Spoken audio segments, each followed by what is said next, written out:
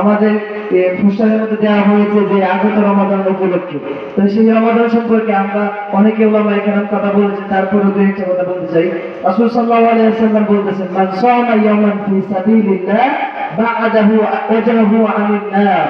হ্যাঁ, যে ব্যক্তি আল্লাহ পাক রব্বুল আলামিনের জন্য সন্তুষ্টির জন্য একদিন রোজা রাখবে, আল্লাহ পাক রব্বুল আলামিন তাকে জাহান্নামের দূরত্বে এত দূরত্বে নিয়ে যাবেন, ৭০,০০০ বছরের দূরত্বে নিয়ে যাবেন।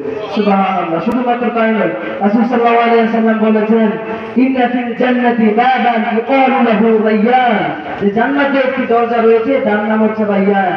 ইয়াদখুলু মিনহু সাইমুন, সেই দরজা দিয়ে প্রবেশ করবে রোজাদারেরা। সেই দরজা দিয়ে প্রবেশ করবে কারা?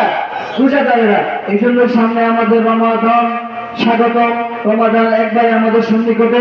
আল্লাহ পাক রব্বুল আলামিন আমাদের সকলকে রমজানের 30টি রোজা রাখার তৌফিক দান করুন। সকলে বলেন আমিন।